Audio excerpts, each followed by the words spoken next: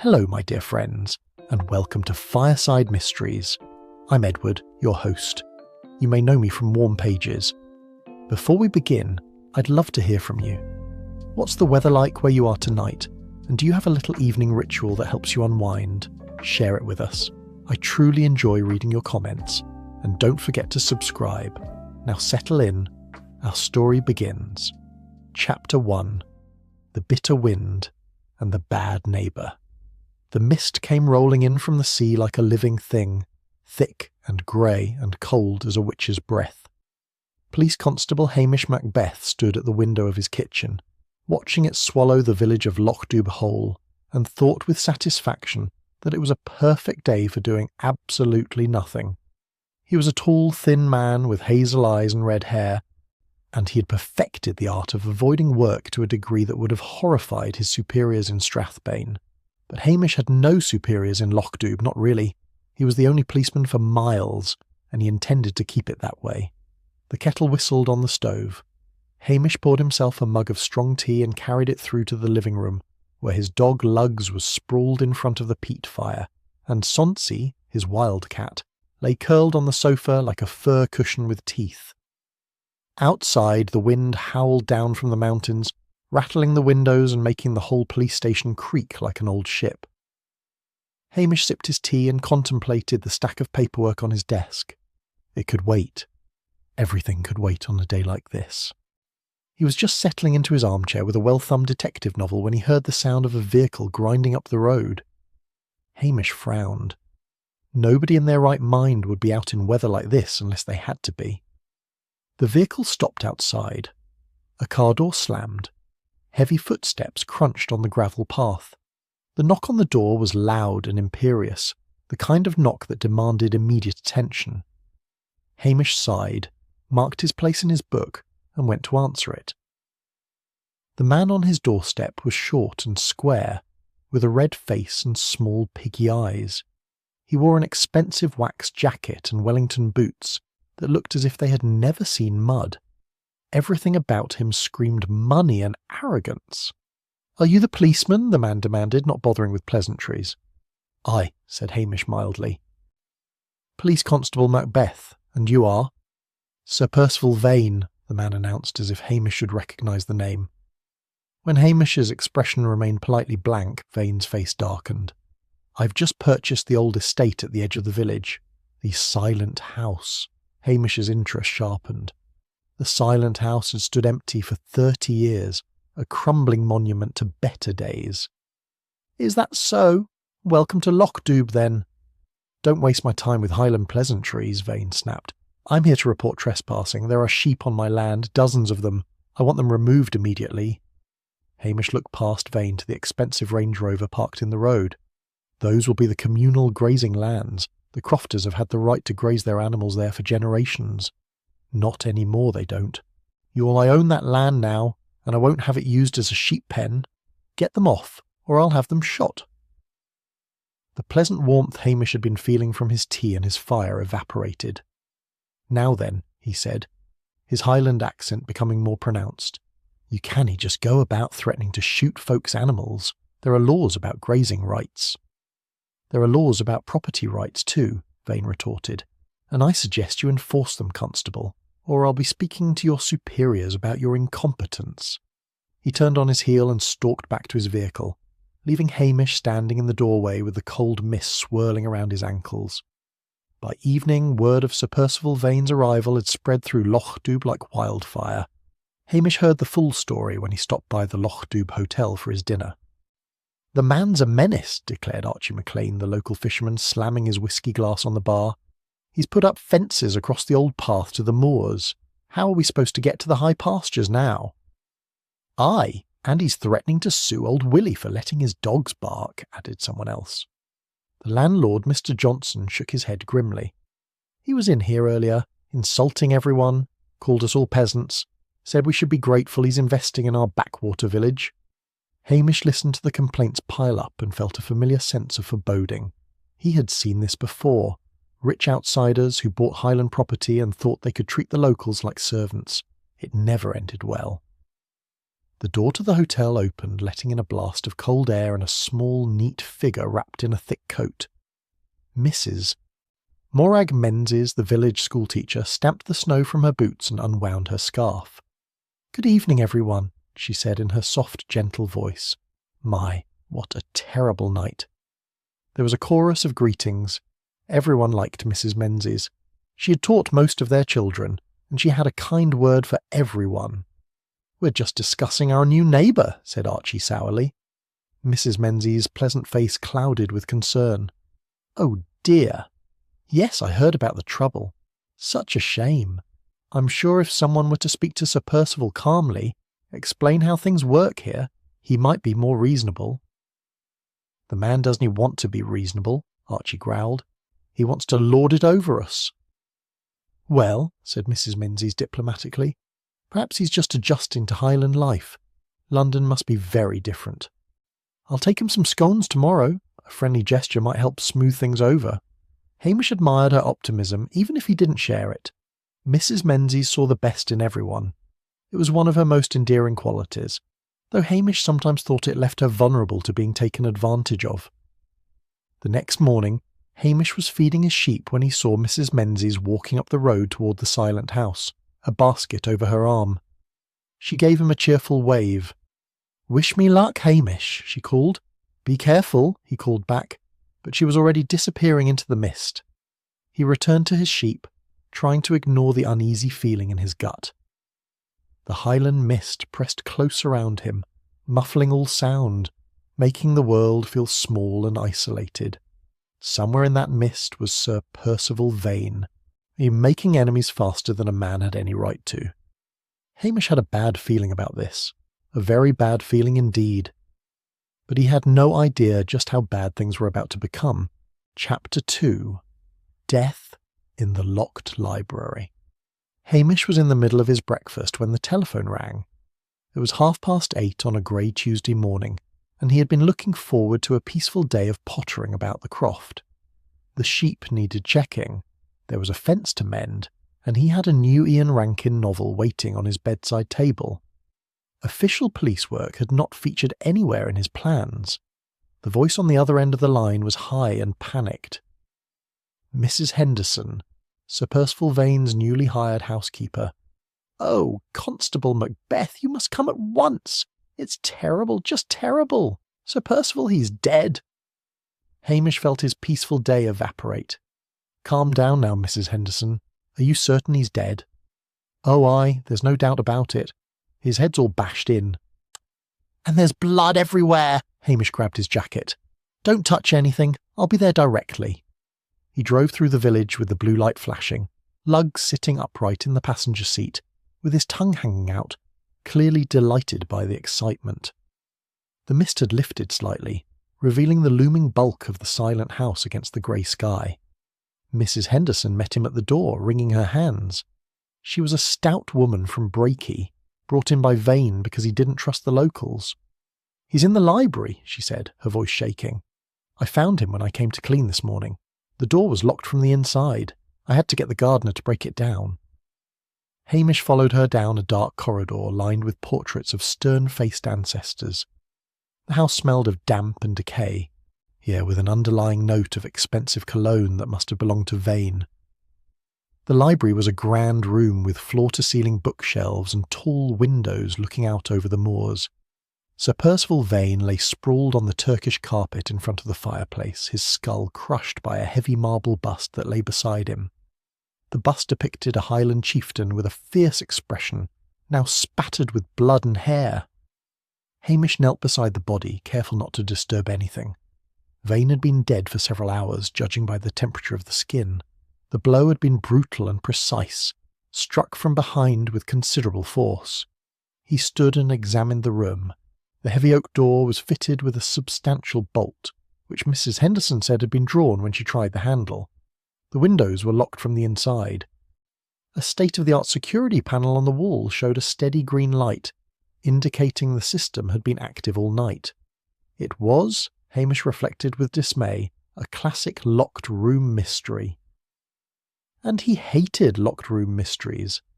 They were the sort of thing that brought ambitious detectives swarming like midges on a summer evening. He was proved right within the hour.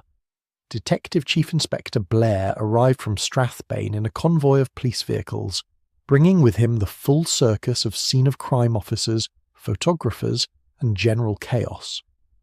Blair himself was a fat, red-faced man who reeked of whiskey even at 9 in the morning. He had the florid complexion and burst blood vessels of a dedicated drinker, and his small eyes gleamed with malice when he spotted Hamish. "Well, well, well," he said, his voice thick with satisfaction. If it isn't our lazy Highland constable. Found yourself a murder you canny solve, have you?" "Good morning, sir," said Hamish mildly. "The body's in the library." Blair shouldered past him, bringing with him a cloud of stale tobacco and alcohol. He stood over the corpse, hands on his substantial hips, and nodded with satisfaction. "Aye, that's murder all right. This'll be headlines, Macbeth. Rich London businessman killed in Highland Mansion. The chief constable will want this solved quick, and I'm just the man to do it." Detective Inspector Jimmy Anderson, Blair's long-suffering subordinate, caught Hamish's eye and gave a slight shake of his head. Jimmy was a decent sort, fond of a dram but competent with it. He and Hamish had an understanding. Blair began barking orders, sending his team scurrying in all directions. Within minutes, he had trampled over most of the crime scene and contaminated half the evidence. Hamish retreated to a corner and took out his notebook, sketching the room and making careful observations while Blair pontificated. The marble bust was expensive, probably 18th century. It had been displayed on a plinth near the fireplace, well within reach of anyone in the room. The blow had come from behind, catching Vane as he stood facing the bookshelves. There were several books pulled out and lying open on the desk, suggesting he had been researching something. "Right then," Blair announced, having completed his destructive tour of the library. "Who are the suspects? Who in this village had it in for the deceased?" "That would be a long list," Hamish observed quietly. "What was that, Macbeth?" "I said it's a long list, sir. Sir Percival, wasn't he popular? He'd been threatening the crofters, blocking rights of way, talking about lawsuits." Blair's eyes lit up. "Is that so? Well then, we'll round them all up and see who cracks first.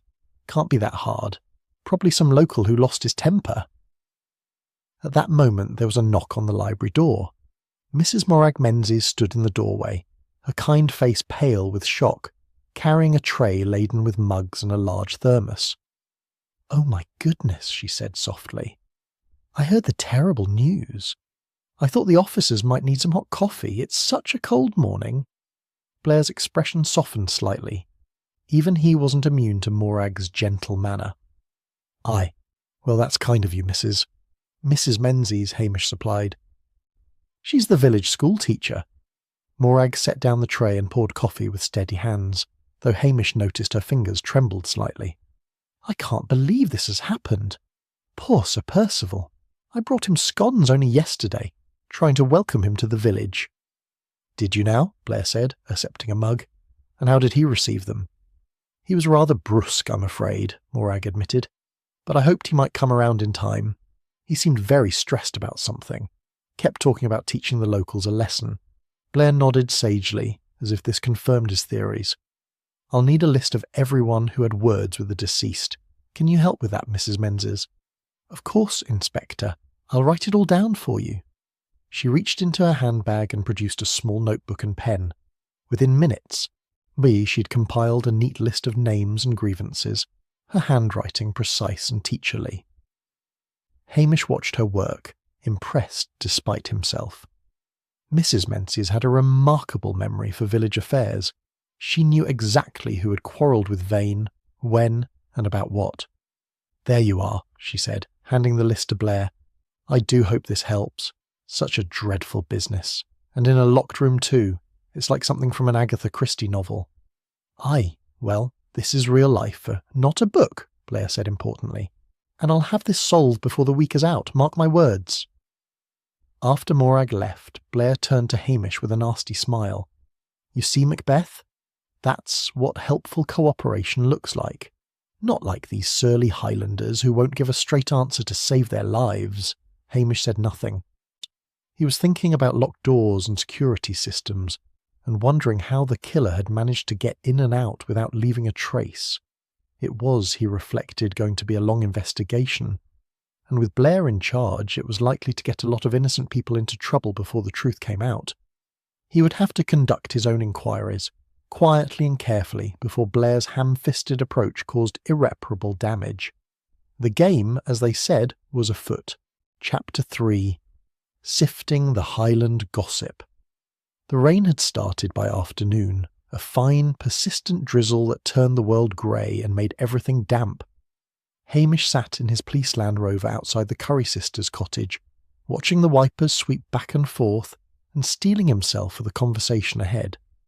Nessie and Jessie Curry were twins, spinsters in their 70s who dressed identically and had the unfortunate habit of repeating each other's sentences. They also knew everything that happened in Lockdoub, often before it happened.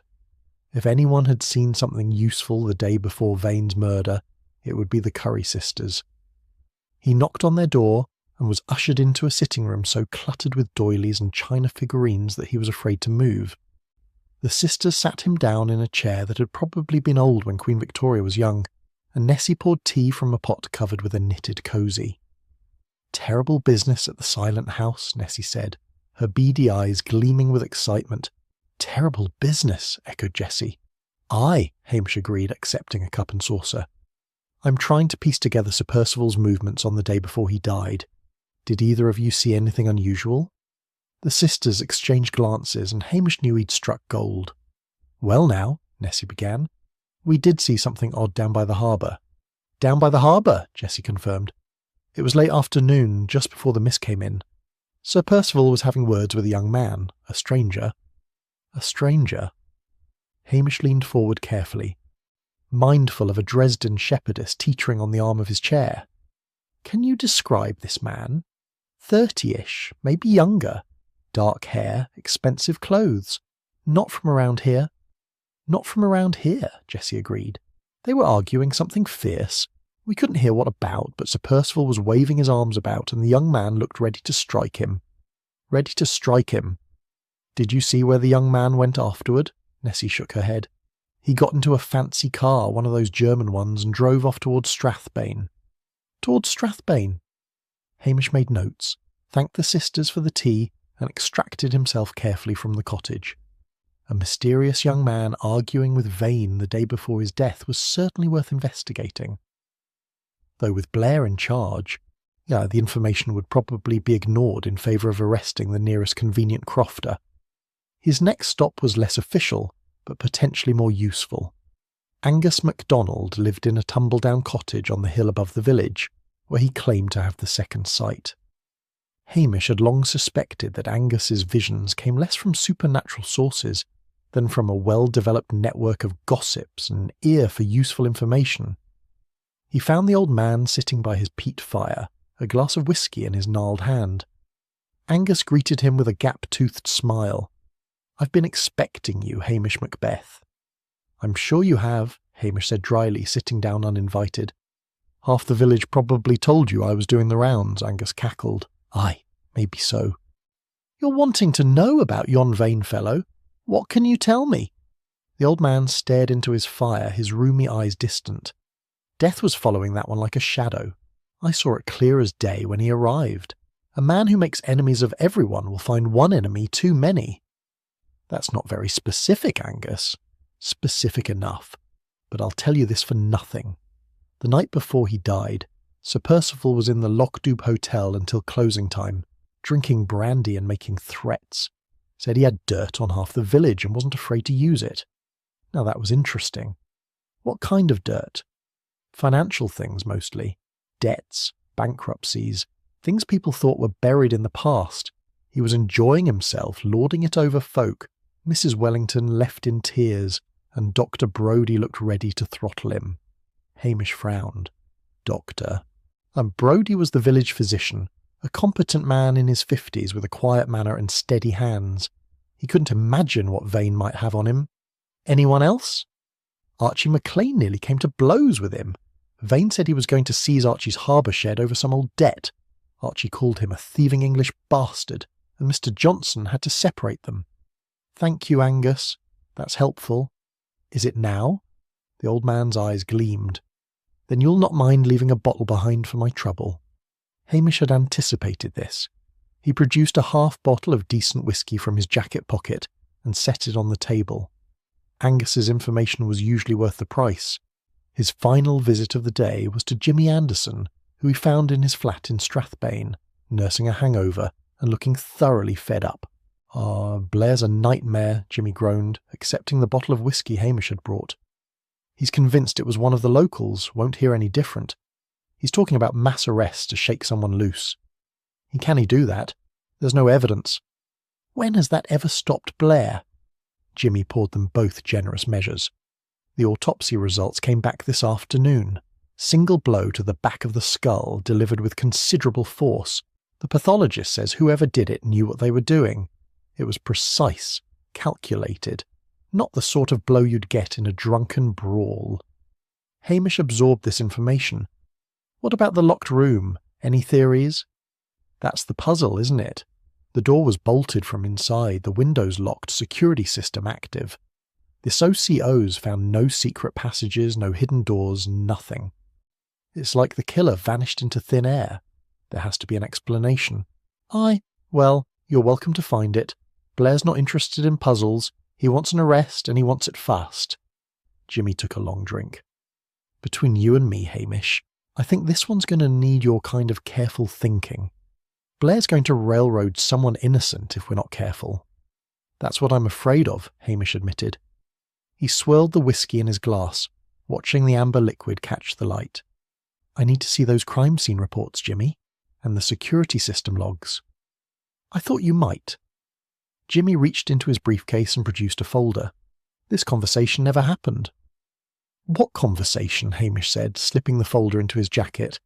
He drove back to Lochdube through the rain, his mind turning over the puzzle, a locked room, a precise blow, a man who had been systematically making enemies, and somewhere in this tangle, a killer who had managed the impossible. When he arrived back at the station, he found Mrs. Menzies waiting on his doorstep, sheltering under an umbrella and looking apologetic. "I'm so sorry to bother you, Hamish," she said. "I just wanted to check if there was anything else I could do to help. This must be such a burden for you." "Not at all, Mrs. Menzies, coming out of the rain." She followed him into the kitchen, where Luggs greeted her enthusiastically, and Sonsie eyed her with suspicious yellow eyes from her perch on top of the refrigerator. "I've been thinking," Morag said, accepting a cup of tea, "about Sir Percival's murder. You know, there were rumours he kept gold sovereigns in that house, quite valuable apparently. Perhaps it was a robbery that went wrong." "It's possible," Hamish said non-committally. "And I remembered something else. That young man arguing with Sir Percival at the harbour. I saw him too from a distance. I think he might have been a relative. They had the same build, the same way of standing." "That's interesting. Did you mention this to DCI Blair?" "Oh, no. I only just remembered it. Should I?" "I'll pass it along," Hamish assured her. After she left, he sat at his kitchen table with Jimmy's folder spread before him and thought about helpful villagers and locked rooms and gold sovereigns that might not exist. Something wasn't quite right. He couldn't put his finger on it yet, but the feeling was there, like an itch he couldn't scratch. The rain drummed against the windows, and somewhere in the village a killer was walking free, confident they had committed the perfect crime. But Hamish Macbeth hadn't solved dozens of murders by accepting the obvious. He would take his time, ask his questions, and wait for the truth to reveal itself. It always did, eventually. Chapter 4. The Blackmailer's Ledger. The autopsy report made for grim reading. Hamish sat in his office the next morning studying the photographs and typed notes while rain pattered against the window. The blow that killed Sir Percival Vane had been delivered with surgical precision, the pathologist noted. Not the wild swing of someone in a rage, but a calculated strike designed to kill instantly. The time of death was estimated between 10 in the evening and 1 in the morning. Vane's last meal had been an expensive steak consumed around 8 o'clock, along with half a bottle of claret. His blood alcohol level suggested he'd been drinking steadily throughout the evening but wasn't intoxicated. What interested Hamish most was what the report didn't say. There were no defensive wounds, no signs of a struggle. Vane had been struck from behind without warning, which suggested either he knew his killer well enough to turn his back on them, or they had crept up with remarkable stealth. He was still pondering this when his telephone rang. It was Blair, his voice thick with triumph. "Good news, Macbeth. We've got a solid lead. Forensics found boot prints in the mud around the perimeter of the house. Large ones, size 11. They match a pair of Wellingtons belonging to that fisherman, Archie McLean." Hamish's heart sank. "That doesn't prove anything, sir. Half the men in the village wear size 11 Wellingtons." "Aye, but Archie McLean had motive and opportunity. He threatened Vane in public. I'm bringing him in for questioning." "Sir, I really think we should investigate further before." "That's your trouble, Macbeth. Always wanting to waste time. I get results, you'll see." The line went dead. Hamish sat back in his chair and swore softly. Archie McLean might be many things. A drunkard, a hen-pecked husband, a man with a temper, but he wasn't a murderer, and he certainly wasn't clever enough to stage a locked-room killing. He needed to get back into the silent house before Blair's heavy-handed investigation destroyed any chance of finding the real killer. That evening, when the Strathbane police had packed up for the day, Hamish returned to the estate. The crime scene tape fluttered in the wind, and the house loomed dark and unwelcoming against the twilight sky. He let himself in with the key he'd persuaded Mrs. Henderson to lend him and made his way to the library. The room had been thoroughly processed by the scene of crime officers. Fingerprint powder dusted every surface, and markers indicated where evidence had been collected. Hamish stood in the centre of the room and tried to think like the killer. How had they done it? How had they gotten in, killed Vane, and escaped from a locked room with an active security system? He examined the windows first. They were old, sash windows, painted shut decades ago and locked from the inside with brass latches. The security sensors were modern additions, small white boxes in the corners. He checked each one carefully. None had been tampered with. The door was equally unpromising. Solid oak, at least 3 inches thick, with a heavy bolt that could only be drawn from inside the room. There was no way to manipulate it from the corridor. He turned his attention to the bookshelves. They rose from floor to ceiling, filled with leather-bound volumes that smelled of age and mildew. He began pulling books at random, checking behind them for hidden switches or panels. It was tedious work, and after an hour he had found nothing. He was about to give up when he noticed something odd about one section of shelving. The books on the third shelf from the top looked different from the others, newer, with bright gilt lettering. He pulled one out and found it wasn't a book at all, just a hollow spine glued to a wooden backing. Behind it was a wall safe. Hamish's pulse quickened. He examined the safe carefully. It was modern, with an electronic keypad. He tried several obvious combinations, Vane's birth date from the driver's license they'd found, the house's address, but nothing worked. He sat back on his heels and thought.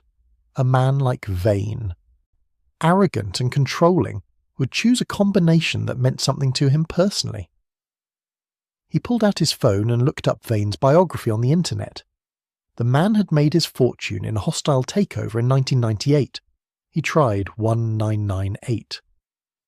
The safe beeped and clicked open. Inside was a leather-bound ledger and several manila folders stuffed with documents. Hamish spread them out on the desk and began to read, his sense of unease growing with each page. Sir Percival Vane had been more than just an aggressive businessman. He'd been a systematic predator. The ledger contained detailed entries about various residents of Lochdu, information that could only have come from extensive background checks and financial investigations. Archie McLean owed £15,000 to a loan shark in Glasgow, near debt dating back 10 years. Dr. Brodie had been involved in a medical malpractice case in Edinburgh 12 years ago. A patient had died during a routine procedure. The case had been settled quietly, and Brodie had moved to Lochdu to start fresh. Mrs. Wellington, the minister's wife, had filed for bankruptcy in her maiden name 30 years ago. The list went on, each entry more damning than the last. Vane had planned to use this information to force the villagers to sell him their land at bargain prices. It was blackmail, pure and simple. Hamish photographed each page with his phone, his disgust mounting. No wonder Vane had been so confident. He'd been sitting on enough secrets to destroy half the village. He was about to close the safe when he noticed something else, a small folded piece of paper wedged into the back corner. He pulled it out and smoothed it flat. It was a letter, old and yellowed, dated 32 years ago. The handwriting was shaky, desperate. To whoever finds this, I, Malcolm Menzies, being of sound mind, do hereby swear that Percival Vane Sr. defrauded me of my life savings through false promises and forged documents. He has stolen my home, my business, and my dignity. I have no recourse in law, for he has bought the lawyers and the judges. My only hope is that someday justice will be served, and the Vane family will pay for their crimes. Signed, Malcolm Menzies. Hamish stared at the letter. Menzies. The same surname as Morag Menzies, the schoolteacher. Could it be a coincidence? He was still pondering this when he heard footsteps in the corridor. He quickly closed the safe, replaced the false book spine, and slipped into the shadows behind the door. The library door opened, and a figure entered carrying a flashlight. Hamish tensed, ready to confront an intruder, then relaxed slightly when he recognised the silhouette. It was Morag Menzies. She moved to the desk and began searching through the drawers, her movements quick and practised. She seemed to know exactly what she was looking for. After a moment, she pulled out a piece of paper, examined it by flashlight, and tucked it into her handbag. Hamish stepped out from behind the door. "Looking for something, Mrs. Menzies?" She gasped and spun around, her hand flying to her chest. "Hamish, you gave me such a fright. What are you doing here?" "I could ask you the same question." She recovered quickly, her pleasant smile returning. "Oh, I know it looks odd, but I was trying to help. I remembered that Sir Percival had borrowed a book from me, a local history volume. I wanted to retrieve it before it got lost in all the official evidence. In the dark, using a flashlight. Well, I didn't want to disturb anyone by turning on the lights. The villagers are already upset enough without seeing police activity here at night." It was a reasonable explanation, delivered with perfect sincerity. But Hamish had seen what she'd taken from the desk, and it hadn't looked like a book. "Did you find what you were looking for?" he asked carefully. "Yes, thank you. I should be going. Good night, Hamish." She left quickly, her footsteps echoing down the corridor. Hamish waited until he heard the front door close, then returned to the desk and checked the drawers. They were empty now, all the papers removed by the forensics team. Whatever Morag had taken, it was something the police had missed, or something she'd planted. He locked up the house and drove back to the station, his mind working overtime. The Malcolm Menzies connection was too significant to ignore. He needed to find out if Morag was related to the man who'd written that desperate letter. But more importantly, he needed to figure out what she'd been doing in the silent house and what she'd taken from that desk. The pieces were starting to fall into place, but the picture they formed was one he didn't want to believe. Chapter 5. Expanding the suspect pool. Blair arrested Archie McLean the following morning with all the subtlety of a bull in a china shop. Hamish heard about it from Archie's wife, a formidable woman who descended upon the police station like an avenging fury, her voice carrying clear across the village. "That fat fool from Strathbane has taken my husband," she shrieked.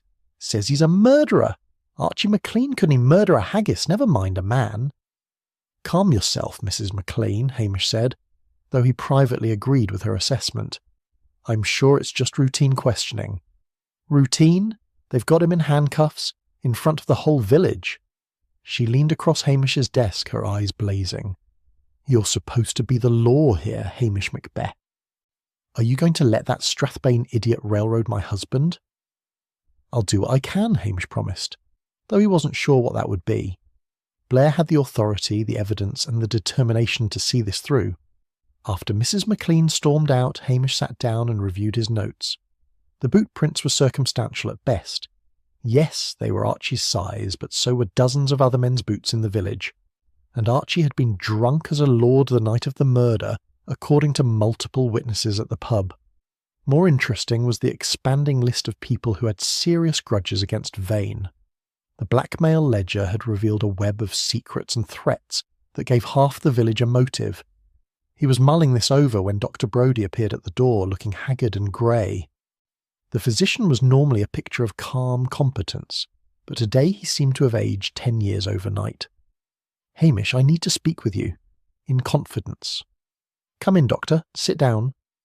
Brodie sank into the chair and rubbed his face with both hands. "That business with Vane.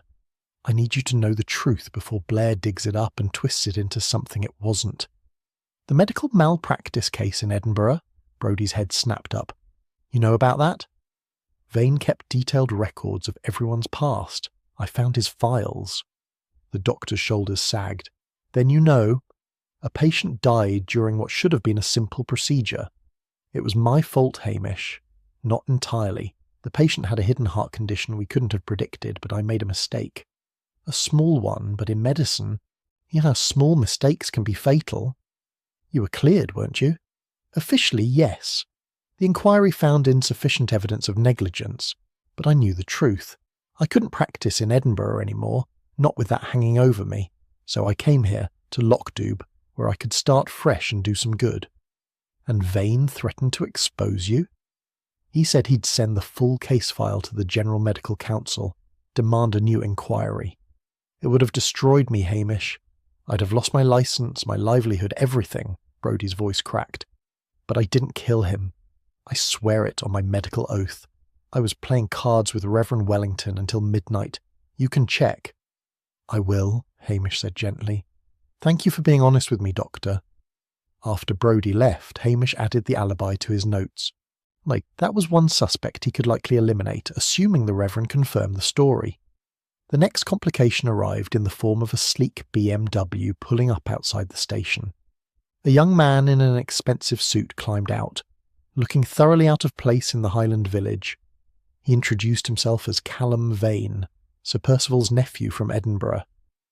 "I heard about my uncle's death," he said, his accent polished and urban. "Terrible business. I came as soon as I could." Hamish studied him carefully. This was the mysterious young man the Curry sisters had seen arguing with Vane at the harbour. Up close, the family resemblance was unmistakable. Same build, same aggressive jawline, though Callum's eyes held a desperate quality his uncle's had lacked. "My condolences," Hamish said. "When did you arrive in Lochdoub?" 2 days ago. I needed to speak with Uncle Percival about family matters." "Financial matters?" Callum's facade cracked slightly. "I don't see how that's relevant." "Everything's relevant in a murder investigation, Mr. Vane. Why don't you come inside and we'll have a wee chat?" Over tea in the police station kitchen, Callum's story emerged in fits and starts. He'd been gambling, run up debts with some very unpleasant people in Edinburgh. When his usual sources of money dried up, he turned to his uncle, asking for an advance on his inheritance. "Uncle Percival found it amusing," Callum said bitterly. "Said I was a wastrel and a disgrace to the family name. Told me he was changing his will, leaving everything to charity just to spite me. We had words." "Where exactly did this conversation take place?" "At the harbour. The afternoon before he died. Those nosy old biddies probably saw the whole thing and reported it straight to you." "And after the argument?" "I drove back to Edinburgh. I'm not proud of what I said to him, but I didn't kill him. I was 50 miles away when he died." Hamish made a note to check the story with the Strathbane traffic cameras. If Callum was telling the truth, the cameras would show his car on the road at the relevant time. "Will you be staying in Lochdoub?" he asked. "For the funeral, yes. I've booked a room at the hotel. Despite everything, he was family." After Callum left, Hamish sat back and contemplated his growing list of suspects. 3 people with strong motives: Archie McLean, Dr. Brodie and Callum Vane. Blair would be salivating at the prospect of pinning the murder on any of them. But something still bothered Hamish about the whole business. The locked room, the precise blow, the timing. It all spoke of careful planning, of someone who knew the house intimately. His phone rang. It was Jimmy Anderson calling from Strathbane. "Hamish, you need to hear this. We've been going through Vane's financial records. The man was deep in debt. All that show of wealth was borrowed money. He was facing bankruptcy within the month. So the gold sovereigns were a myth? More than that. He needed money desperately. That's probably why he was so aggressive about buying up the village land. He was planning one last big property deal to save himself." This added a new dimension to the case. A desperate man made enemies quickly, but he also became a target for those he owed money to. "There's something else," Jimmy continued. "We found hotel records showing Callum Vane checked into a bed and breakfast in Brakey the night of the murder. Not Edinburgh. He lied to you." Hamish felt a cold certainty settle in his stomach. "What time did he check in?" 2 a.m, and the proprietor said he looked agitated, muddy, like he'd been walking in rough country. After hanging up, Hamish stared at his notes. Callum had lied about his whereabouts, had motive and opportunity, and had been seen arguing violently with his uncle. Blair would arrest him the moment he learned this information, but Hamish still couldn't shake the feeling that something was wrong with the picture. The locked room bothered him. How had anyone, Callum or otherwise, managed to kill Vane and escape from a bolted room with an active security system? He needed to talk to Mrs. Menzies again. She'd been so helpful, so knowledgeable about the house's history. Perhaps she knew something about the building's original layout that might explain the impossible murder. He found her at the primary school, cleaning chalk dust from the blackboard while her pupils were at lunch. She turned when he entered, her face lighting up with that gentle smile. "Hamish, what a pleasant surprise. Is there news about poor Archie?" "Not yet. Mrs. Menzies, I wanted to ask you about the Silent House. You mentioned you're the village historian. Do you know anything about its original construction?" "Oh, a little. It dates back to 1785, built by the clan chieftain of the time. Quite a grand building in its day. Any unusual architectural features, hidden rooms, priest holes, that sort of thing?" Her expression didn't change. But Hamish could have sworn he saw something flicker in her eyes. "Not that I'm aware of, though of course many old Highland houses have secrets. Why do you ask?" "Just trying to understand how someone could have gotten in and out of that locked library." "Ah, yes, the locked room mystery. Like something from a novel." She set down her chalk and brushed the dust from her hands. "I'm afraid I can't help you there, Hamish. Though I did remember something else about Sir Percival. Would you like a cup of tea?" As she busied herself with the kettle, chatting pleasantly about village affairs, Hamish watched her carefully. Sweet, helpful Mrs. Menzies, always ready with tea and information. But he couldn't forget seeing her in that library at night searching through the desk, or the name Malcolm Menzies on that old letter. Chapter 6, False Trails and Poached Fish. Hamish spent the next 2 days methodically working to clear Archie McLean's name, a task made considerably more difficult by Blair's determination to keep the fisherman locked up. The boot prints, upon closer examination, proved to be virtually worthless as evidence. Hamish visited the village shop and discovered they sold exactly that brand and size of Wellington in bulk. Half the crofters in Loch-Dubh owned identical pairs. Furthermore, Archie's alibi, once Hamish managed to extract it from the man's tight-lipped cronies, was actually rather solid. He'd been hiding in the pub cellar from closing time until 3 a.m, sleeping off his whiskey among the beer kegs specifically to avoid going home to his formidable wife. She was in a rare temper that night, confided Mr. Johnson, the hotel landlord. Something about Archie spending the housekeeping money on drink. He knew better than to show his face at home. Can you swear to that in court? Aye, if it keeps the poor fool out of prison. He's many things, Archie McLean, but he's no killer. Hamish took the statement to Jimmy Anderson, who promised to present it to Blair, though he held out little hope of the DCI releasing his prize suspect without a fight. Meanwhile, Reverend Wellington confirmed that Dr. Brodie had indeed been playing whist at the manse until well after midnight on the night of the murder, and the traffic cameras on the Strathbane Road showed Callum Vane's BMW driving north from Brakey at 1:30 in the morning, which would have put him miles from Lochdoub during the estimated time of death.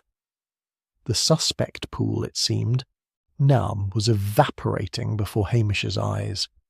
He was puzzling over this contradiction. 3 suspects with clear motives but apparently solid alibis, when Dr. Brodie appeared at his door in the middle of the night, looking thoroughly rattled. "Hamish, I need your help. It's not about the murder, it's something else entirely, but I'm in a spot of trouble." Hamish, who had been dozing in his armchair with Lug snoring at his feet, came fully awake. "What kind of trouble?" "The poaching kind. Come with me, please. I need someone I can trust." They drove in Brodie's Land Rover to a stretch of river about 2 miles from the village, where the doctor parked and led Hamish down to the bank with a flashlight. There, half buried in the soft mud, was a burlap sack stained dark with what looked disturbingly like blood. Hamish's heart sank. "Please tell me that's not what I think it is." "Depends what you think it is," Brodie said miserably. "If you think it's a £20 salmon I took from Lord Strathmore's private waters last week, then yes, that's exactly what it is." Hamish stared at him. "You're burying evidence of poaching? Now? With Blair breathing down everyone's necks looking for criminal activity?" "I panicked. I caught the thing before all this murder business started. It's been in my freezer, and my wife was asking questions. I couldn't very well tell her I'd been fishing illegally, so I thought I'd bury it and be done with it. But then I got paranoid, thought someone might have seen me, thought Blair might use it against me somehow. So you came to me? You're a Highlander, Hamish. You understand how these things work. The gentry keep the best fishing to themselves, while folk who've lived here for generations can't take a salmon without breaking the law. It's not right." It wasn't right, Hamish silently agreed, though it was still illegal. The question was what to do about it. He thought of Blair, who would gleefully use any minor transgression to build a case against the villagers. He thought of the delicate balance of Highland justice, where the letter of the law sometimes had to bow to common sense and tradition.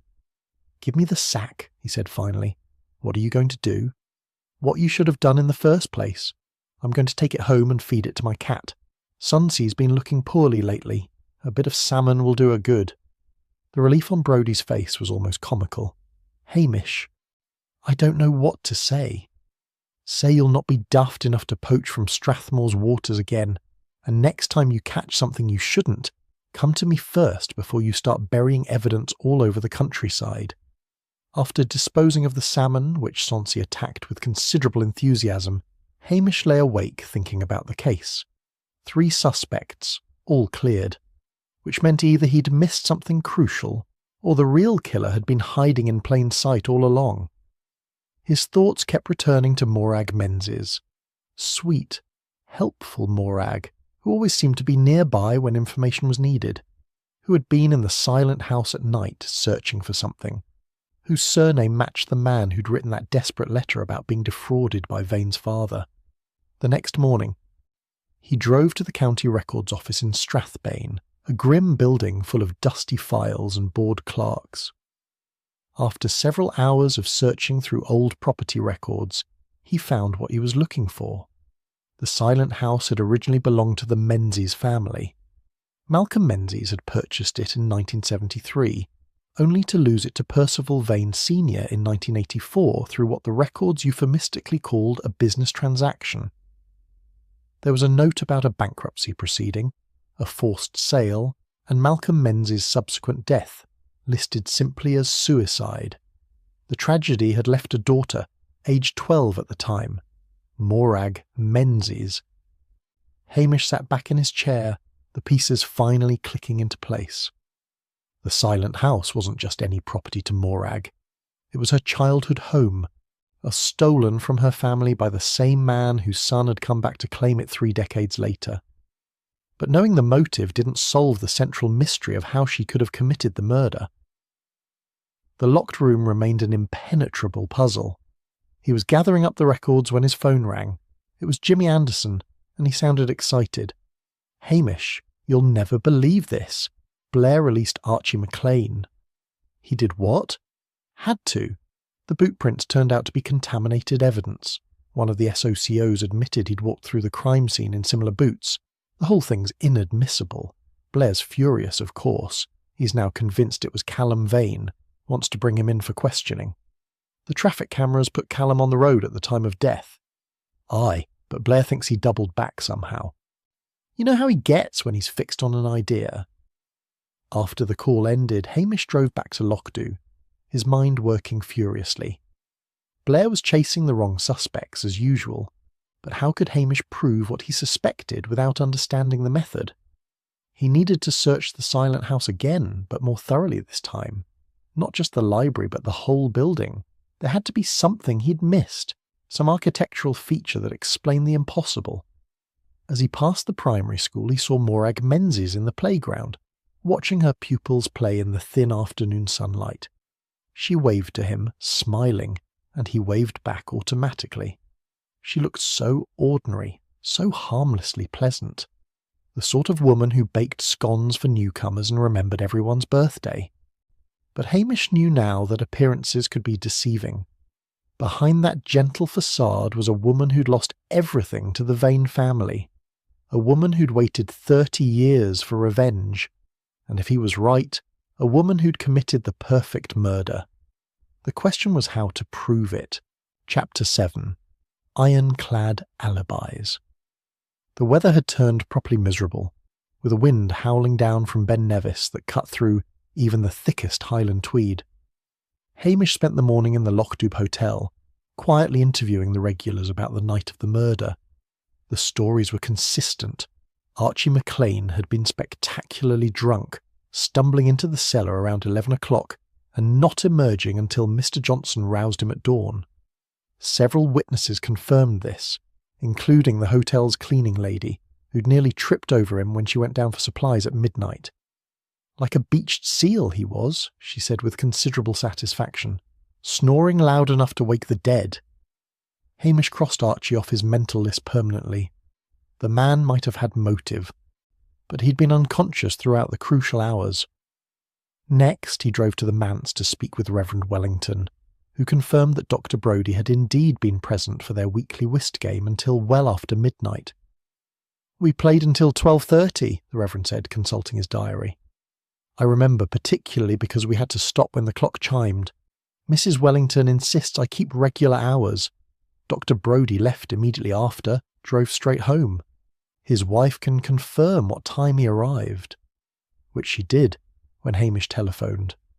Dr. Brodie had walked through the door at 10 minutes to 1, she said firmly, because she'd been waiting up to give him a piece of her mind about staying out so late on a work night. Another suspect eliminated. That left Callum Vane, and here the evidence was more interesting. The traffic cameras showed his BMW leaving Brakey at 1:30 in the morning, but they didn't show when he'd arrived. The bed and breakfast proprietor said he'd checked in around 2, looking muddy and agitated. Hamish drove to Brakey and found the establishment, a neat Victorian house overlooking the loch. The proprietor, Mrs. MacLeod, was happy to talk. "Oh, I remember him well. Young man in a fancy suit, completely inappropriate for the Highlands. He knocked on my door at 2 in the morning, woke me from a sound sleep." "Did he say where he'd been?" "Said his car had broken down on the moor, he'd had to walk for help, but his car was right there in the car park, working fine. I thought it was odd, but you get all sorts in the tourist trade." "Did you notice anything else about him?" Mrs. MacLeod considered. "His shoes were muddy, and his trousers were wet to the knees, like he'd been walking through rough country in the dark, but his hands were clean. I noticed that particularly because I pride myself on clean linens, and I was worried he'd track mud upstairs. Clean hands. That was interesting. If Callum had killed Vane with the marble bust, there would have been blood. Quite a lot of it, according to the crime scene photographs. Even if he'd washed at the scene, there should have been some residue, particularly under the fingernails." Hamish thanked Mrs. MacLeod and returned to his Land Rover. He sat there for a long moment, watching the rain streak down the windscreen, and admitted to himself what he'd suspected all along. None of the obvious suspects had killed Sir Percival Vane. The killer was someone else entirely. Someone who had intimate knowledge of the silent house. Someone who could navigate it in the dark, who knew where the security system's blind spots were, who understood its secrets, someone who'd been a child in that house before being driven out by tragedy. He needed to search the building again, but this time with a specific purpose. If Morag Menzies had killed Vane, she'd used some feature of the house that predated the modern security system. A passage, a hidden door, something from the original construction. But he couldn't just walk in and start tearing the place apart. Blair still had scene of crime officers going over the house with forensic equipment, looking for evidence to use against Callum.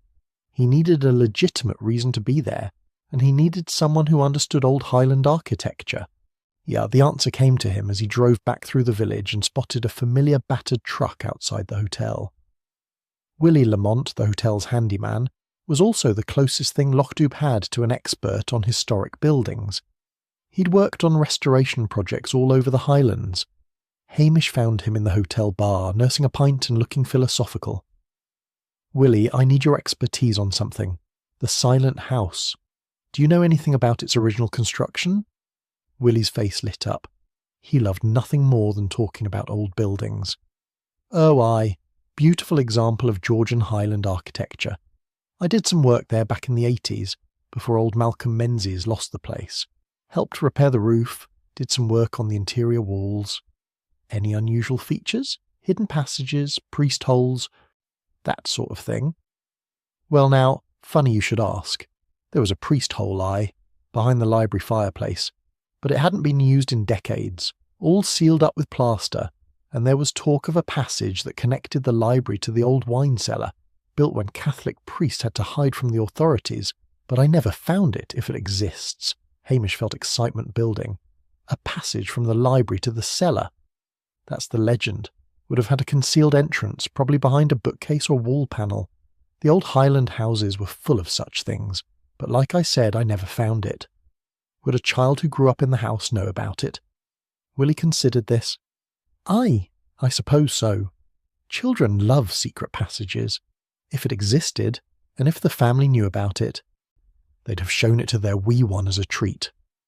After Willie left, Hamish sat in his Land Rover and thought it through. A secret passage would explain everything. Morag could have entered the house through the cellar, used the passage to reach the library, killed Vane, and retreated the same way, all without triggering the modern security system that wouldn't have sensors in a passage the current owners didn't know existed. The door would still have been bolted from the inside because Vane had locked himself in, never knowing his killer was already in the room, hidden in the passage, waiting for the right moment to strike. It was elegant, simple, and completely unprovable, unless he could find the passage. That evening, Hamish returned to the Silent House after the forensics team had left for the day. He let himself in with Mrs. Henderson's key and went straight to the library. The room was eerily quiet in the fading light. He examined the fireplace first, running his hands over the stone surround, pressing decorative elements, looking for anything that might trigger a hidden mechanism. Nothing. He moved to the bookshelves, the obvious place for a concealed door. He pulled books at random, checking for false spines or hidden switches, just as he'd done when he found the safe. But this time he was looking for something larger, a section that might swing open. It took him nearly an hour, and he was about to give up when he noticed something odd about one of the shelf units. It was slightly deeper than the others, and when he leaned against it experimentally, it gave just a fraction of an inch. He removed all the books from that section and examined the back panel. There, nearly invisible in the dark wood grain, was a small carved rose. He pressed it. With a soft click, the entire bookcase swung inward, revealing a narrow passage that smelled of damp stone and ancient dust. Hamish shone his flashlight into the darkness. The passage was barely wide enough for one person, with rough stone walls and a floor covered in what looked like centuries of undisturbed dirt. Except it wasn't undisturbed. There, in the dust, were fresh footprints, small ones, probably a woman's size 6 or 7. He followed the passage, which descended steeply and curved to the left. After about 30 feet, it ended at another concealed door, this one opening into the wine cellar. The mechanism on this side was simpler. Just a lever hidden behind a wine rack. Someone familiar with the passage could have opened it easily, even in the dark.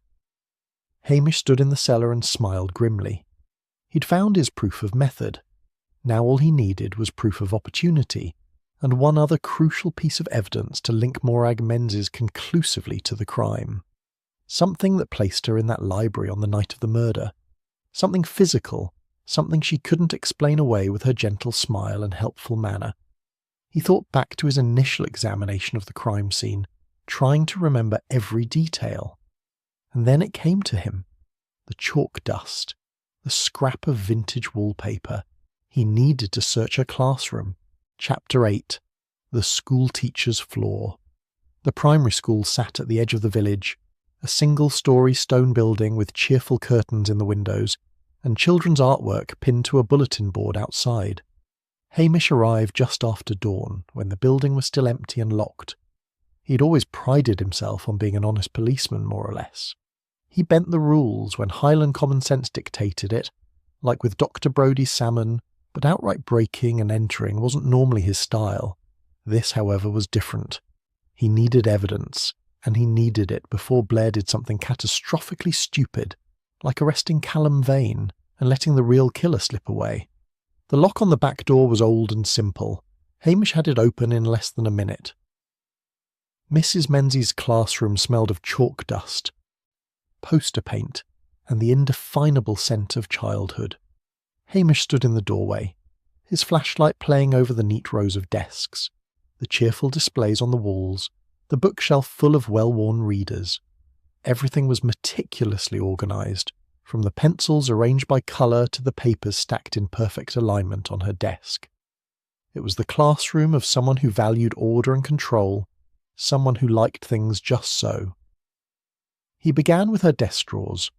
The top one held marking pens, paper clips and rubber bands. The second contained graded papers and lesson plans written in her precise hand. The third was locked. Hamish examined the lock. It was a simple affair, the kind meant to keep curious children out rather than determined investigators. He used a paperclip to spring it. Inside was a small collection of personal items, a photograph of a middle-aged couple standing in front of the silent house, obviously taken decades ago. The man had his arm around the woman's shoulders, and they were smiling. Hamish recognised the woman's features in Morag's face. These were her parents. Beneath the photograph was a handkerchief, yellowed with age, embroidered with the initials M. Malcolm Menzies, and underneath that was a leather-bound journal. Hamish opened it carefully. The entries dated back 30 years, written in a young girl's hand that gradually matured over the pages. They told a heartbreaking story. Father says we're going to lose the house. Mr. Vane has tricked him somehow. Mother cries all the time. We're moving to the cottage. I hate it. It's small and cold, and it's not home. Father won't speak to anyone. Father is gone. They say he killed himself. I know it was Mr. Vane who killed him just as surely as if he'd pushed him off that cliff himself. The later entries were more controlled, written by an adult struggling to maintain composure. I've seen the silent house put up for sale again. After all these years, it might come back to our family. I've been saving every penny. Percival Vane Jr. has bought it, the son of the man who destroyed us. He's going to live in my house, walk through my rooms, sleep in my bed. The injustice of it burns like acid. The final entry was dated 2 days before Vane's murder. He came to the school today, demanding I control the village children who've been playing near his fence. He spoke to me like I was a servant, like I was nothing. He doesn't know who I am. Sis doesn't remember the family his father destroyed. Tomorrow night, I'm going to remind him. Hamish closed the journal, his heart heavy. Here was motive laid bare, a 30-year wound that had never healed, festering until it burst forth in violence. But it still wasn't enough for a conviction. Blair would argue the journal was just angry thoughts, not proof of murder. He needed physical evidence linking her to the crime scene. He turned his attention to the rest of the classroom. The display boards caught his eye, covered in children's drawings and educational posters about Highland history. The borders were made from strips of decorative paper, cut and arranged with artistic care, and some of that paper looked very old, with a vintage pattern of thistle and heather. He took a sample and held it up to the light. The pattern matched the scrap he'd found in the library, caught on a splinter near the concealed door. Morag must have brushed against it when she entered, or left through the secret passage, dislodging a piece of the wallpaper she used for her classroom decorations. Wallpaper that had probably come from the silent house itself, salvaged when her family was forced to leave. He photographed the display board and carefully removed a sample piece, sealing it in an evidence bag. Next, he examined the chalk. The school used standard white chalk, but Morag had a personal collection of coloured pieces in a jar on her desk. Among them were several unusual shades, vintage chalk from decades ago, probably also salvaged from her childhood home. He remembered the trace of coloured chalk dust found on the library carpet, a peculiar shade of blue-green that the forensics team had noted but couldn't identify. He found a matching piece in Morag's collection and bagged it as well. As he was photographing the evidence, he heard a sound from the doorway. Morag Menzies stood there in her coat and scarf, a basket of fresh scones over her arm, her face no longer gentle but cold and hard. "I thought you might come here eventually," she said quietly. "You're cleverer than that fool Blair, I should have known." Hamish straightened slowly, keeping his hands visible and non-threatening. "Mrs. Menzies, or should I say, Miss Menzies, you never married, did you? Stayed in Lockdoob all these years, waiting for a chance to reclaim what was stolen from you. It wasn't stolen, Hamish. It was taken. There's a difference. My father built a business from nothing, gave employment to half this village, and Percival Vane Sr. destroyed it all through lies and legal trickery. When my father jumped from that cliff, they called it suicide. But it was murder, just as surely as what happened in that library. So you decided to get revenge on the son? Justice, she corrected. Not revenge. Justice. He was just like his father, you know. Arrogant, cruel, trampling over people without a second thought. When I heard he'd bought the house, I knew it was a sign. After 30 years, the universe was giving me a chance to set things right. How did you do it, Morag? How did you get in and out of that locked room? A small smile touched her lips. The priest-hole passage. My father showed it to me when I was 6 years old. It was our secret, he said. Piece of history. A connection to our ancestors who built this house. I never forgot it. And the security system? Didn't cover the passage, of course. How could it? The current owners didn't even know it existed. I walked in through the wine cellar, came up through the library floor and waited behind the bookcase until he was alone. He was standing there, reading through his blackmail files, probably gloating over the lives he was going to ruin. I stepped out, picked up that marble bust and showed him what happens to men who destroy innocent families. Her voice was calm, matter-of-fact, as if she were describing a lesson plan rather than a murder. "You planted the threatening note supposedly from Archie," Hamish said. "I had to protect the villagers. That idiot Blair would have arrested half of Lockdoob if I hadn't given him clear suspects to chase. I fed him information, steered him toward Archie, then toward Callum when Archie's alibi held. I was always helpful, always cooperative. Nobody suspects the sweet school teacher." "The bitch in sheep's clothing," Hamish murmured. "Exactly." She set down her basket of scones. "What happens now, Hamish? Are you going to arrest me?" "I am. I won't go quietly. I've waited too long for this, sacrificed too much. That house is mine by right, and I won't let you take it away from me again. The house is a crime scene, Morag, and you're a murderer. Whether Vane deserved what he got or not isn't for you to decide." "Isn't it?" Her eyes blazed. "Who else would decide? The law? The law let his father destroy us. The law looked the other way while my father's business was stolen. The law called it suicide when my father died of a broken heart.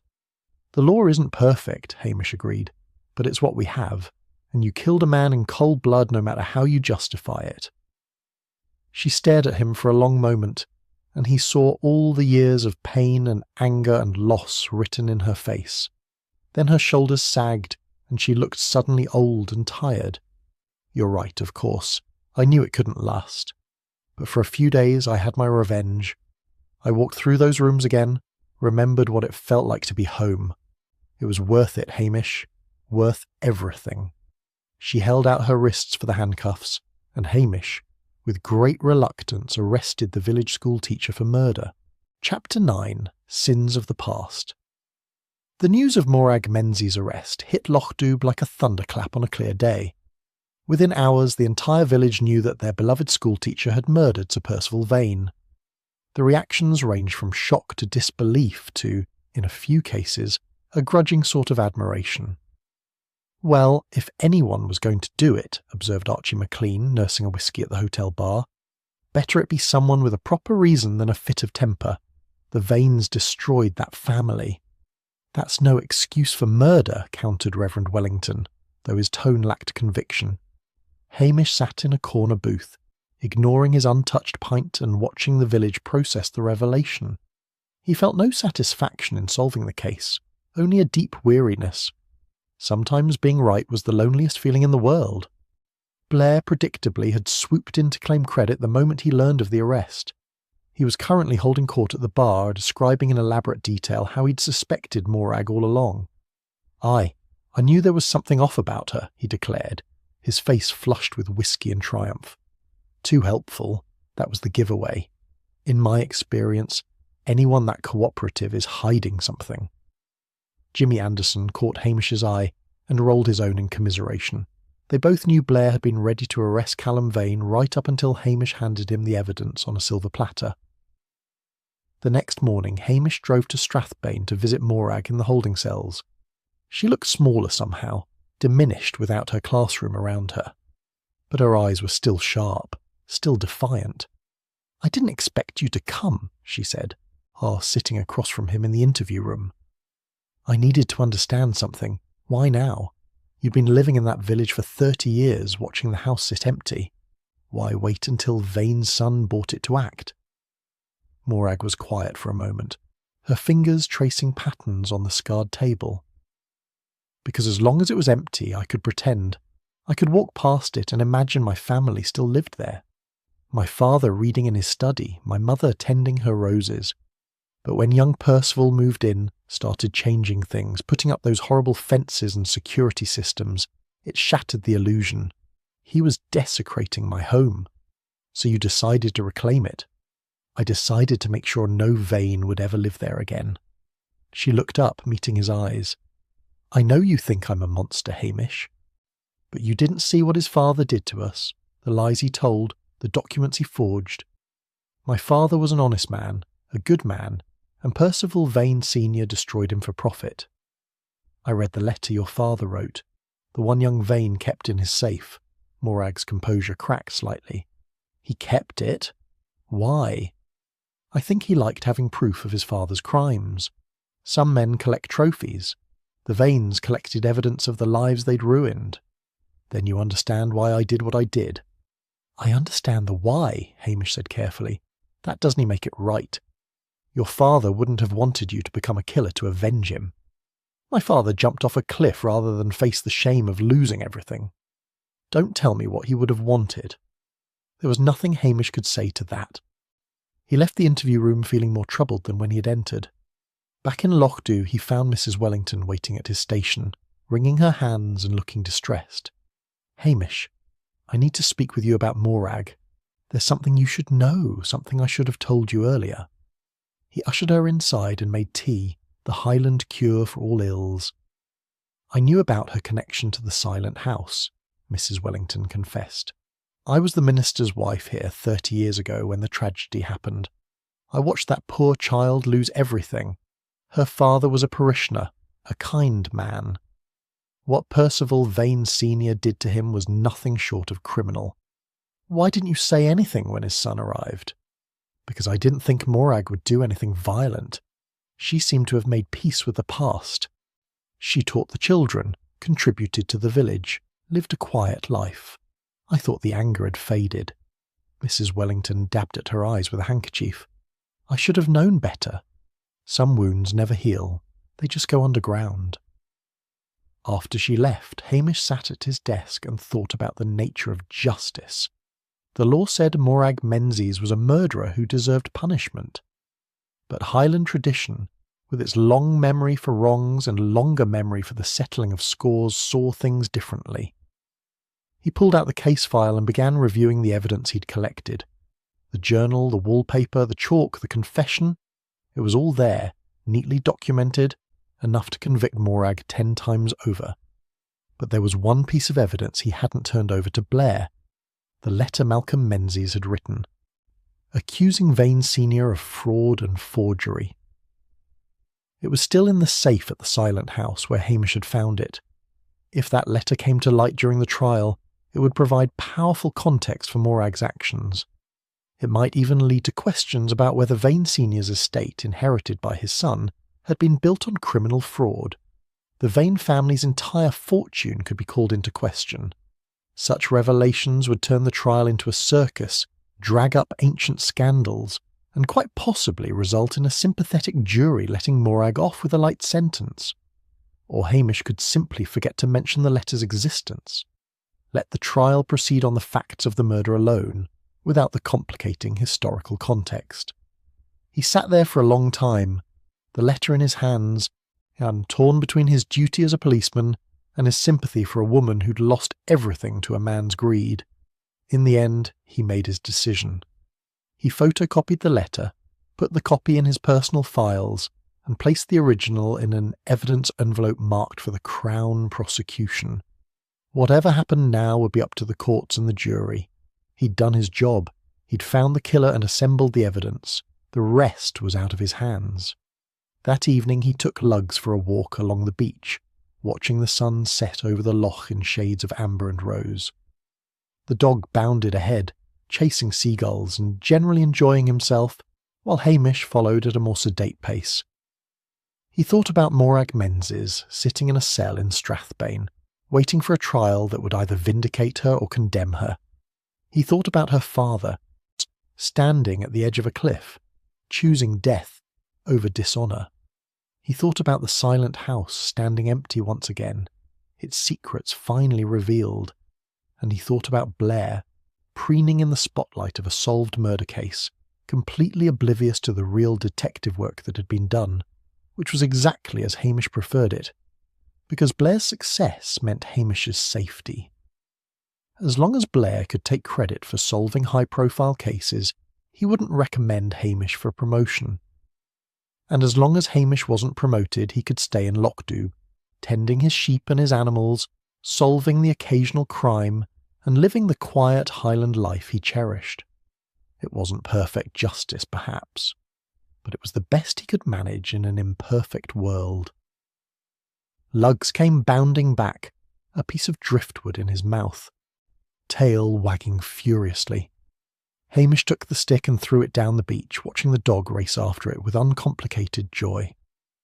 Sometimes, he thought, the simple things were the truest things. A dog's happiness, a sunset over the water, a village that looked after its own. The rest was just noise. He turned and walked back toward the village, toward his small police station and the life he'd built there, content in the knowledge that justice, however imperfect, had been served, and tomorrow he'd sleep late, tend his sheep, and do his best to avoid anything resembling actual police work. Just as it should be. Chapter 10, The Lazy Constable's Justice. 3 weeks after Morag Menzies' arrest, Hamish received a summons to Strathbane headquarters. He drove through a morning that threatened rain, wondering what bureaucratic nightmare awaited him this time. He found Blair in his office, surrounded by newspaper clippings and looking insufferably pleased with himself. The headlines screamed variations of Strathbane detective cracks impossible murder and locked room mystery solved by brilliant police work. "Ah, Macbeth," Blair said, waving him to a chair. "Good of you to come. I wanted to discuss the Vane case with you." "Yes, sir." "Excellent work on your part, I must say. Following up on my leads, doing the legwork. That's what constables are for, after all. The thinking is best left to proper detectives." Hamish said nothing. which Blair took as agreement. Now then, the prosecution has asked me to testify at the trial.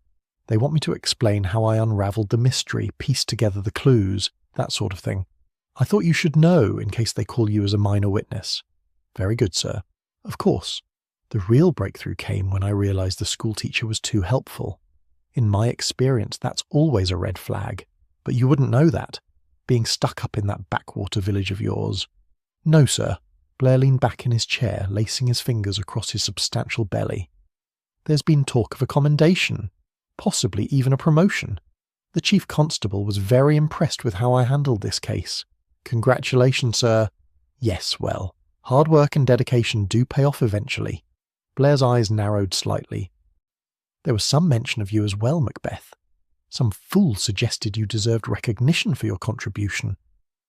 Hamish felt a cold dread settle in his stomach. That's very kind, sir, but hardly necessary. That's what I told them. I said Macbeth is perfectly happy where he is, aren't you? No ambition beyond tending sheep and avoiding real work. Wouldn't know what to do with himself in a proper position of responsibility. Absolutely correct, sir. Good. I've recommended you stay exactly where you are. Lochdoub needs a constable after all, even a lazy one. Can't have the place go completely lawless. Relief flooded through Hamish. Thank you, sir. I appreciate your confidence in my abilities, Blair snorted. Don't let it go to your head, Macbeth. Now get back to your village before I find some actual work for you to do. Hamish escaped before Blair could change his mind, driving back to Lochdoub with a lightness in his heart. Another promotion successfully avoided, another year guaranteed in his beloved village. He stopped at the hotel for lunch and found the locals discussing the upcoming trial with considerable interest. They say that letter might change everything, Archie MacLean was explaining to anyone who would listen. Proof that old man Vane was a crook who stole the Menzies' fortune through fraud. Aye, but that doesn't excuse murder, countered Dr. Brodie, though he sounded less certain than usual. Doesn't it, though? This from Mrs. Wellington, who had surprised everyone by becoming Morag's staunchest defender. If a man destroys your family through criminal means, drives your father to suicide, and then his son comes back to desecrate your childhood home, is that not provocation enough? The debate raged on, with the village neatly split between those who thought Morag had done what needed doing, and those who believed the law was the law, regardless of circumstances. Hamish kept his own counsel, eating his lunch and listening to the gossip swirl around him. The trial would settle nothing, he knew. Even if Morag was convicted, half the village would consider her a martyr, and if she was acquitted, the other half would mutter about Highland justice being too soft on criminals. That afternoon, he received an unexpected visitor. Jimmy Anderson appeared at the police station carrying a bottle of good whiskey and looking troubled. I thought you should know, Jimmy said, accepting a glass. The prosecution's case isn't as strong as Blair thinks. Morag's defence lawyer is a sharp one, bringing in experts on historical property fraud. They're going to argue extreme emotional distress, maybe even a sort of inherited trauma. The jury's going to hear all about what Vane Sr. did to her family. And juries are unpredictable, especially when there's a sympathetic defendant and a victim who is blackmailing half the village. I'd say it's 50-50 whether she gets convicted of murder or walks away with manslaughter and a suspended sentence. Would that be so terrible? Jimmy looked at him sharply. You think she should get away with it? I think, Hamish said carefully, that justice is more complicated than what's written in the law books. I think a 12-year-old girl watched her father die because of the Vanes, and I think she spent 30 years living with that pain. I think Sir Percival Vane was a cruel man who enjoyed destroying people's lives, and I think sometimes the universe has a way of balancing the scales. That's a dangerous philosophy for a policeman. Maybe. But I'm just a lazy Highland constable who tends sheep and avoids promotions. What do I know about philosophy? Jimmy laughed despite himself. You're a devious man, Hamish Macbeth. Not devious, just practical. After Jimmy left, Hamish sat at his desk and pulled out the photocopied letter from Malcolm Menzies. He'd kept it separate from the official evidence, a personal reminder of what this case had really been about. On impulse, or sucked. He took it outside and burned it in the metal bin behind the station, watching the paper curl and blacken until nothing remained but ash. The original was in the prosecution's hands now, where it would do the most good. But this copy, this private acknowledgement of an old man's pain, had served its purpose. It had reminded Hamish that behind every crime was a human story, and behind every victim was a complicated history. Evening fell softly over Lochdoub, painting the loch in shades of purple and gold. Hamish fed Lugs and Sonsie, checked on his sheep, and settled into his armchair with a cup of tea and the detective novel he'd been trying to finish for weeks. The house creaked comfortably around him. The peat fire crackled in the grate. Outside, the village went about its evening business, secure in the knowledge that their constable was exactly where he should be. Hamish thought about Morag Menzies, awaiting trial in Strathbane.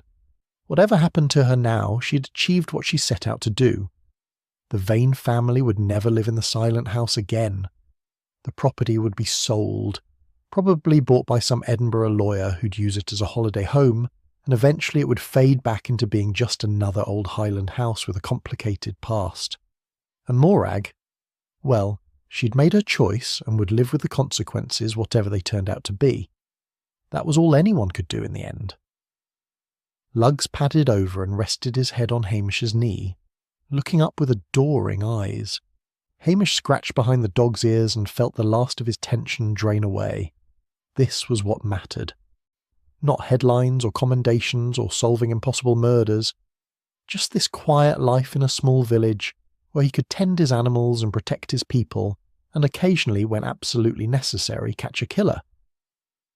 He opened his book and began to read, content in the knowledge that tomorrow would bring nothing more demanding than feeding sheep, avoiding paperwork, and perhaps, if he was very unlucky, helping old Mrs. Mackenzie find her missing cat again.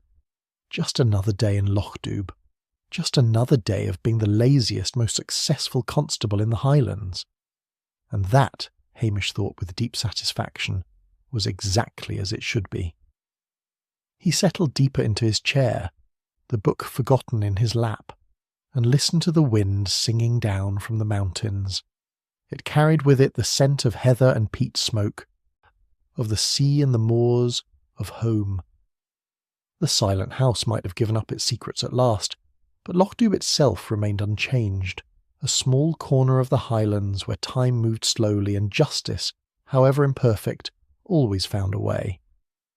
And Police Constable Hamish Macbeth, who had solved another impossible case while appearing to do nothing at all, drifted off to sleep with a smile on his face and his faithful dog at his feet. The end.